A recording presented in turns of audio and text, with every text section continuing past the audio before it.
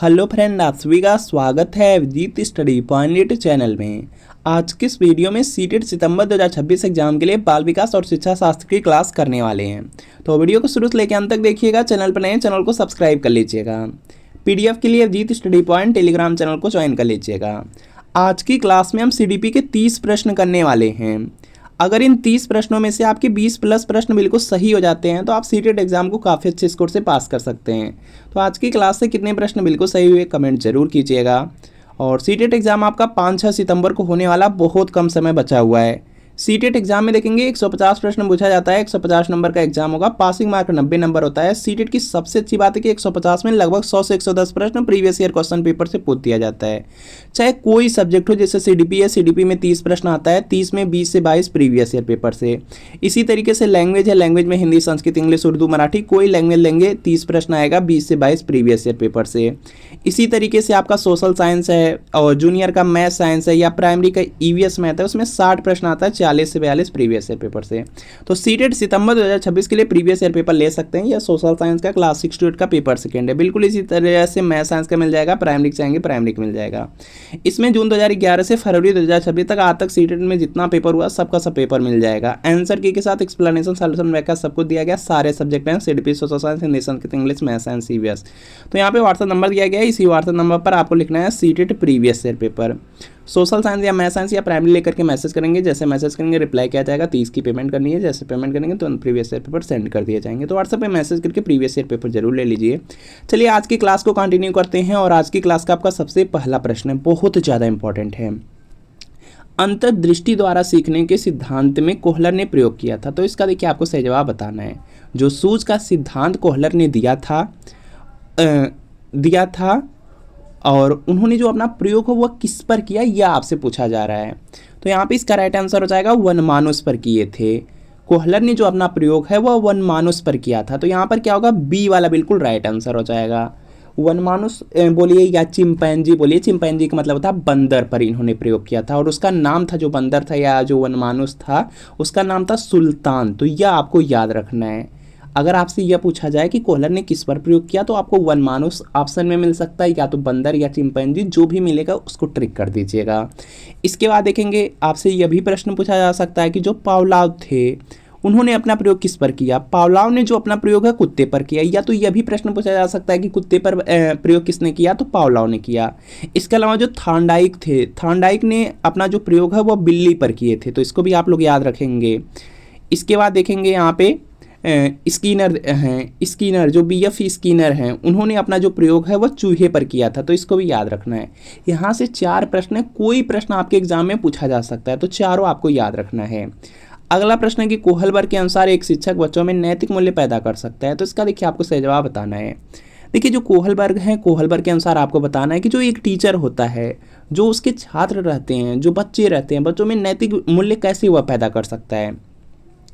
अगर देखिए जो नैतिक मुद्दे हैं, अगर नैतिक मुद्दों पर जो भी बातचीत हो रही है या जो विचार विमर्श हो रहा है, अगर उनमें बच्चों को शामिल किया जा रहा है तो बच्चों में जो नैतिक मूल्य है वह पैदा होंगे। मतलब नैतिक जो मूल्य है उसका विकास होगा। तो यहाँ पे क्या है कि नैतिक मुद्दों पर विचार विमर्श में उनको शामिल करके नैतिक मूल्य पैदा किया जा सकता है। तो यहाँ पे क्या होगा, सी वाला आपका राइट आंसर होगा। अगला है शिक्षा मनोविज्ञान की विषय वस्तु निम्न में से किन मुख्य कारकों के आसपास घूमती है। तो इसका देखिए आपको सही जवाब बताना है। देखिए दिया गया है कि जो शिक्षा मनोविज्ञान है इसकी जो विषय वस्तु होती है किन मुख्य कारकों के आसपास घूमती है। तो देखिए जो शिक्षा मनोविज्ञान है वह जो छात्र होते हैं और जो उनका अधिगम अनुभव रहता है उनके बीच में उनके आसपास रहती है। और जो टीचर होते हैं, टीचर और अधिगम प्रक्रिया के बीच में रहती है। और जो अधिगम की परिस्थितियां बनती हैं उन्हीं के बीच में आपका शिक्षा मनोविज्ञान होता है। तो यहाँ पे क्या होगा, सभी विकल्प सही हैं, जो कि डी में दिया गया। डी वाला आपका राइट आंसर होगा। बच्चे तकरीबन इस आयु से सहकर्मी समूह प्रभाव का अनुभव करना शुरू कर देते हैं। तो इसका देखिए आपको सही जवाब करना है। तो यहाँ पे इसका राइट आंसर हो जाएगा 3 वर्ष। 3 वर्ष हो जाएगा। ऑप्शन नंबर यहाँ पे सी वाला बिल्कुल राइट आंसर हो जाएगा। 3 वर्ष की आयु में देखेंगे वे अपने जो आसपास पड़ोस के बच्चे होते हैं उनके साथ देखेंगे खेलने लगते हैं। तो उसी की बात किया जा रहा है। मतलब यहाँ पे समूह प्रभाव का अनुभव करने लगते हैं। तो यहाँ पे क्या होगा, सी वाला बिल्कुल यहाँ पे क्या होगा, राइट आंसर हो जाएगा। इसके बाद देखते हैं नेक्स्ट प्रश्न आपका दिया गया है, निम्नलिखित में से कौन सा किसी बच्चे के सामाजिक विकास को प्रभावित करने वाला व्यक्तिगत कारक नहीं है। तो इसका देखिए आपको सही जवाब करना है। सभी लोग प्रयास करेंगे, राइट आंसर करेंगे। निम्नलिखित में से कौन सा किसी बच्चे के सामाजिक विकास को प्रभावित करने वाला व्यक्तिगत कारक नहीं है। व्यक्तिगत कारक की बात किया गया, ध्यान देंगे। व्यक्तिगत कारक में स्वास्थ्य, बुद्धि, संवेग आता है। व्यक्तिगत कारक में स्वास्थ्य, बुद्धि, संवेग आ जाएगा। तो यहाँ पे पूछा गया व्यक्तिगत कारक नहीं है पूछा गया, तो मित्र मंडली होगा, तो ए वाला आपका राइट आंसर होगा। इसके बाद देखेंगे नेक्स्ट आपका है प्रश्न आपका दिया गया है, जो मित्र मंडली होता है वह बेसिकली जो सामाजिक विकास होता है उसमें क्या करता है, हेल्प करता है, सहयोग करता है या सहायक होता है। तो यहाँ पे क्या होगा, ए वाला आपका राइट आंसर है। अगला है कि कक्षा में बच्चों को प्रेरित समझा जा सकता है यदि, तो इसका देखिए आपको सही जवाब करना है। तो चारों ऑप्शन पढ़ेंगे, उसके बाद आप लोग आंसर करेंगे। तो यहाँ पे इसका राइट आंसर हो जाएगा, अगर वे शिक्षक से स्पष्टीकरण प्राप्त करने के लिए प्रश्न पूछते हैं। कक्षा में बच्चों को तभी प्रेरित माना जाएगा या तभी प्रेरित माना जाता है जब कोई भी टीचर अगर कुछ भी पढ़ा रहा है, अगर कुछ भी बच्चों को समझ में नहीं आया, उसमें कुछ भी उनको जानना है, तो उसके लिए अगर स्पष्टीकरण कर रहे हैं बच्चे, मतलब कुछ पूछ रहे हैं, तो ऐसी क्लास को माना जाएगा कि वो जो क्लास है वो उसमें बच्चे क्या हैं, प्रेरित हैं, मतलब मोटिवेटेड हैं, मतलब कुछ जानने की इच्छा रख रहे हैं। तो यहाँ पे क्या होगा, डी वाला राइट आंसर है। वे शिक्षक से स्पष्टी प्राप्त करने के लिए प्रश्न पूछते हैं, तो यहाँ पे डी वाला राइट आंसर है। अगला सीखने की प्रक्रिया को प्रभावित करने वाले कारक हैं, तो इसका देखिए आपको सही जवाब करना है। सीखने की प्रक्रिया को जो प्रभावित करने वाले कारक हैं उसमें बहुत सारे आते हैं, और उसी में देखेंगे आपका आता है यहाँ पे अनुकरण आता है, प्रतियोगिता भी आती है, प्रशंसा और निंदा भी आता है, इस सब आते हैं। तो यहाँ पे क्या होगा, डी वाला राइट आंसर हो जाएगा। डी वाला राइट आंसर हो जाएगा। इसके अलावा जो सीखने की प्रक्रिया होती है उसको प्रभावित करने वाले कारक में देखेंगे पूर्व अधिगम भी आता है, सीखने की इच्छा आती है, सीखने की विधि आती है, जो आपका आनुवांशिकता होता है वह भी आता है, वातावरण आता है, अभिप्रेरणा आता है, बहुत सारी चीज़ें होती हैं। तो यहाँ पे क्या होगा, डी वाला आपका राइट आंसर होगा। निम्न में से कौन सी अधिगम की एक विशेषता नहीं है, तो इसका देखिए आपको सही जवाब करना है। देखिए अधिगम क्या है, अधिगम का मतलब होता है लर्निंग, लर्निंग का मतलब होता है सीखना होता है। और यहाँ पर देखेंगे जो आपका दिया गया है बी वाला कि अधिगम व्यवहार में अपेक्षाकृत अस्थायी परिवर्तन है, तो यह तो आपका सही है। और दिया गया अधिगम प्राणी की अभिवृद्धि है, यह भी सही है। अधिगम एक लक्ष्योन्मुख प्रक्रिया, यह भी सही है। तीन सही है, लेकिन आपसे पूछा गया विशेषता नहीं है। तो अधिगम का अवलोकन प्रत्यक्ष रूप से किया जा सकता है, जो आप सीखे हैं अगर उसको प्रत्यक्ष रूप से देखना हो तो कोई देख पाएगा, कोई नहीं जान सकता है। तो यह क्या है, इसकी विशेषता नहीं है। आप क्या सीखे हैं उसको कोई भी उसका जो अवलोकन है, जो आप कुछ भी सीखे हैं उसका जो अवलोकन कोई प्रत्यक्ष रूप से नहीं कर सकता है। तो यहाँ पे क्या होगा, ए वाला आपका राइट आंसर होगा, ए वाला उसकी विशेषता नहीं है। अगला अधिगम तब प्रभावी होता है जब, तो इसका देखिए आपको सही जवाब करना है, और यहाँ पे इसका राइट आंसर हो जाएगा यहाँ से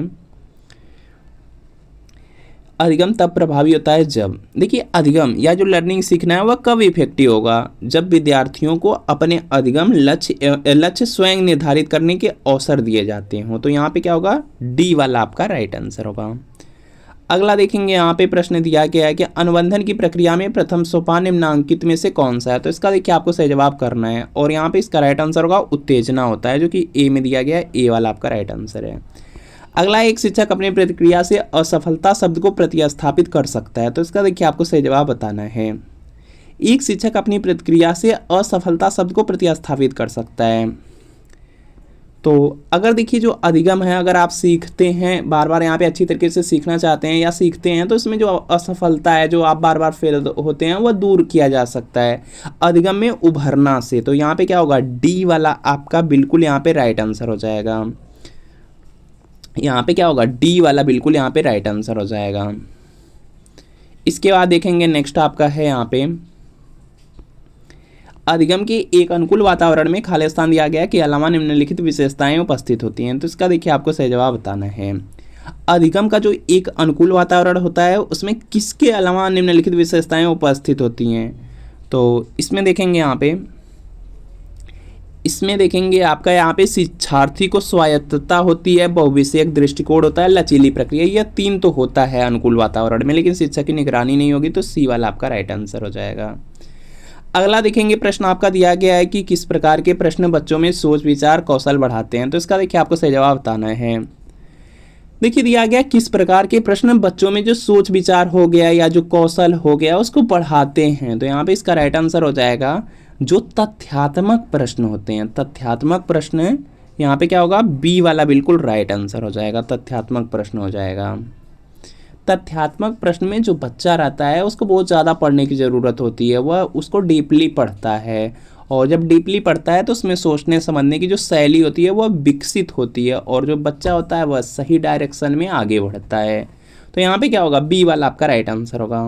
अगला, स्कूल की शिक्षा की गुणवत्ता विशेष रूप से निर्भर करती है। तो इसका देखिए आपको सही जवाब बताना है। स्कूल की जो शिक्षा होती है वह देखेंगे ज़्यादातर जो डिपेंड होती है वह होती है जो शिक्षक होता है, जो टीचर रहता है। टीचर की जो एजुकेशन होती है उसकी क्वालिटी पे डिपेंड करता है, मतलब शिक्षा की गुणवत्ता पर डिपेंड करता है। तो यहाँ पे क्या होगा, डी वाला बिल्कुल राइट आंसर हो जाएगा। इसके बाद देखेंगे बच्चे के विकास की प्रक्रिया के दौरान। तो इसका देखिए आपको सही जवाब करना है। तो यहाँ पे इसका राइट आंसर हो जाएगा बच्चे के विकास की प्रक्रिया के दौरान विशिष्ट कार्य सामान्य कार्यों के बाद किए जाते हैं। तो यहाँ पर क्या होगा, आपका ऑप्शन नंबर ए वाला राइट आंसर है। अगला देखेंगे प्रश्न आपका दिया गया है यहाँ पे अगला प्रश्न आपका दिया गया है कि समावेशी शिक्षा में योजना को यहाँ पे खालिस्तान के द्वारा पालन किया जाना चाहिए। तो इसका देखिए आपको सही जवाब बताना है। समावेशी शिक्षा में योजना को यहाँ पे किसके द्वारा पालन किया जाना चाहिए, तो यह कार्यान्वयन जो होता है उसके द्वारा पालन किया जाना चाहिए। तो यहाँ पे सी वाला आपका राइट आंसर होगा। अगला, अधिगम निर्योग्य का लक्षण है। तो इसका देखिए आपको सही जवाब करना है और यहाँ पर देखेंगे आप लोग तो जो सी वाला है यहाँ पे अवधान संबंधी या जो बाधा विकार होता है यह होगा। अधिगम जो निर्योग्य है इसका क्या लक्षण है, तो इसमें अवधान संबंधी बाधा या विकार होता है। तो सी वाला आपका राइट आंसर हो जाएगा। अगला प्रश्न है कि मानसिक मंदता का तात्पर्य है। तो इसका देखिए आपको सही जवाब करना है और यहाँ पे इसका राइट आंसर होगा औसत से जब कम मानसिक योग्यता होती है तो उसको मानसिक मंदता बोलते हैं। मानसिक मंदता क्या है आपका यहाँ पे, जब औसत से कम मानसिक योग्यता हो। तो यहाँ पे क्या होगा, बी वाला आपका बिल्कुल राइट आंसर हो जाएगा। अगला देखेंगे प्रश्न आपका दिया गया है कि क्रेस्मर ने कितनी तरह से व्यक्तित्व को बताया है। तो यहाँ पे जो क्रेस्मर थे उन्होंने यहाँ पे जो व्यक्तित्व उसको 3 प्रकार का बताया था। 3 प्रकार में उन्होंने लंबकाय बताया था, सुडौलकाय बताया था और गोलकाय बताया था। तो यहाँ पे क्या होगा, आपका ऑप्शन नंबर यहाँ पे जो सी वाला है, सी वाला आपका बिल्कुल राइट आंसर है। मूल्य शिक्षा की आवश्यकता है केवल। तो इसका देखिए आपको सही जवाब करना है और यहाँ पे इसका राइट आंसर हो जाएगा यहाँ से इन सभी स्तरों पर हो जाएगा। मूल्य शिक्षा की आवश्यकता है केवल, यहाँ पे केवल दिया गया है। तो यहाँ पे देखेंगे प्राथमिक स्तर पर भी होना चाहिए, माध्यमिक स्तर पर, महाविद्यालय स्तर पर, सब स्तरों पर होता है। मूल्य शिक्षा की आवश्यकता सब जगह है। तो यहाँ पे क्या होगा, डी वाला आपका राइट आंसर है। एक शिक्षक को साधन संपन्न होना चाहिए इसका अर्थ है। तो इसका देखिए आपको सही जवाब बताना है और यहाँ पे इसका राइट आंसर हो जाएगा उनको अपने विद्यार्थियों की समस्याओं को हल करने का पर्याप्त ज्ञान होना चाहिए। तो यहाँ पे सी वाला आपका राइट आंसर है। अगला प्रश्न देखते हैं कि संवेगात्मक विकास को प्रभावित करने वाले कारक हैं। तो इसका देखिए आपको सही जवाब करना है और यहाँ पे इसका राइट आंसर होगा ये सभी हो जाएगा। देखिए जो संवेगात्मक विकास है उसको प्रभावित करने वाले कारक में शारीरिक स्वास्थ्य हो गया, थकान हो गया, मानसिक योग्यता, इस सब के सब डिपेंड रहते हैं। तो यहाँ पे क्या होगा, आपका ऑप्शन नंबर जो डी वाला दिया गया, डी वाला बिल्कुल यहाँ पे क्या होगा, राइट आंसर हो जाएगा। अगला है विस्मृति कम करने का उपाय। विस्मृति का मतलब होता है भूलना, भूलने को कम करना है तो उसके लिए क्या उपाय आप कर सकते हैं। तो इसका देखिए आपको सही जवाब करना है। सीखने में कमी, सीखने में अगर कमी कर देंगे तो और ज़्यादा भूलेंगे, तो यह तो होगा नहीं। सीखने की त्रुटिपूर्ण विधियाँ मतलब गलत विधि सीख रहे हैं तब भी नहीं होगा। स्मरण करने में कम ध्यान, मतलब कुछ भी याद करना है उसमें और कम ध्यान आप लगा रहे हैं तो यह भी नहीं होगा। तो यहाँ पे क्या होगा, पाठ की पुनरावृत्ति, कोई भी चीज़ है अगर उसको बार बार आप करेंगे तो जो भूलना होता है वह कम हो जाएगा। तो यहाँ पे क्या होगा, सी वाला आपका राइट आंसर होगा। अगला, निम्न में से कौन सा संवेग का तत्व नहीं है। तो इसका देखिए आपको सही जवाब करना है और यहाँ पे इसका राइट आंसर होगा संवेग के जो तत्व होते हैं उसमें देखेंगे व्यवहारात्मक, संज्ञानात्मक और दैहिक, ये सब आते हैं, लेकिन इसमें पूछा गया कौन सा नहीं आता है। तो यहाँ पे संवेदी नहीं आएगा, तो डी वाला राइट आंसर है। निम्न में से कौन सा थॉर्नडाइक द्वारा दिया गया अधिगम का मुख्य नियम नहीं है। तो इसका देखिए आपको सही जवाब करना है। सब लोग प्रयास करेंगे और राइट आंसर करेंगे आप लोग।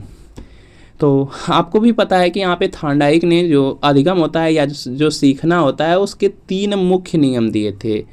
3 मुख्य नियम में अभ्यास का नियम था, अभ्यास का नियम था, तत्परता का नियम था और प्रभाव का नियम था। ये 3 नियम थे, लेकिन कौन सा यहाँ पे पूछा गया नहीं है, तो यहाँ पे चौथा वाला नहीं है। अभिवृत्ति का जो नियम है वह थांडाइक के अधिगम के मुख्य नियम में नहीं आता है।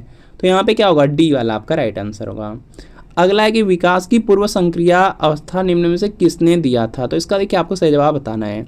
विकास की जो पूर्व संक्रियात्मक अवस्था है इसको जीन पियाजे ने बताया है, तो यहाँ पे क्या है, बी वाला राइट आंसर। आप लोग पढ़े होंगे, बहुत बार आपको पढ़ाया गया है कि जो यहाँ पे संज्ञानात्मक विकास है उसको जीन पियाजे ने 4 यहाँ पे भागों में विभक्त किया है। पहली है संवेदीगामक अवस्था जो कि 0 से 2 वर्ष, उसके बाद पूर्व संक्रियात्मक अवस्था है जो कि 2 से 7 वर्ष, उसके बाद मूर्त संक्रियात्मक अवस्था है 7 से 11 वर्ष, और उसके बाद औपचारिक संक्रियात्मक अवस्था है जो कि 11 से 15 वर्ष, उसी की बात किया जा रहा है।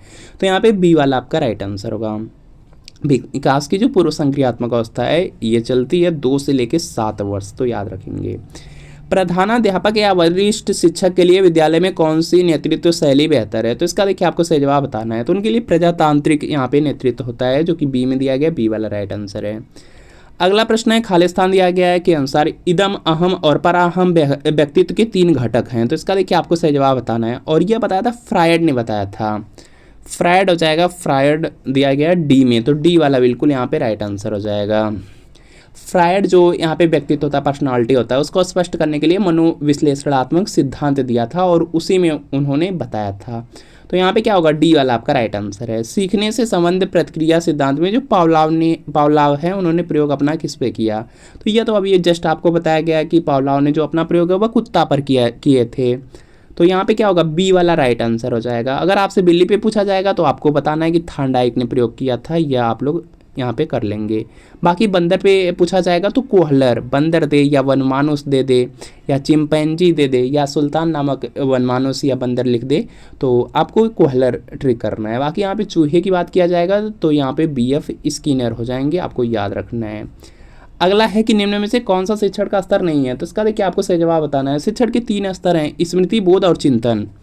स्मृति, बोध और चिंतन, तो स्मृति, बोध, चिंतन यह तो शिक्षण के स्तर हो गया, वर्णन नहीं होगा, तो डी वाला आपका राइट आंसर है। तो फ्रेंड आपको बताना है कि इन 20 प्रश्नों में कितने प्रश्न बिल्कुल सही हुए, कमेंट जरूर करिए। वीडियो अच्छा लगा वीडियो को लाइक करिए, चैनल पर नए हैं चैनल को सब्सक्राइब कर लीजिए। और अगर सीटेट एग्जाम की तैयारी करना है, इसी बार पास करना है, तो प्रीवियस ईयर पेपर लेके एक बार जरूर पढ़ लीजिए। और आपको 2011 से 26 तक का 16 साल का पेपर आंसर की के साथ एक्सप्लेनेशन के साथ सारे सब्जेक्ट के साथ मिल रहा है। तो व्हाट्सअप नंबर है, इसी व्हाट्सअप नंबर पर लिखना है CTET previous year paper, social science या मैथ साइंस या प्राइमरी लिख करके मैसेज कर दीजिए। सिर्फ 30 की पेमेंट है, जैसे करेंगे तुरंत सेंड कर दिया जाएगा। तो व्हाट्सएप पे मैसेज करके इसको परचेज जरूर कर लीजिए। मिलते हैं फ्रेंड नेक्स्ट वीडियो में।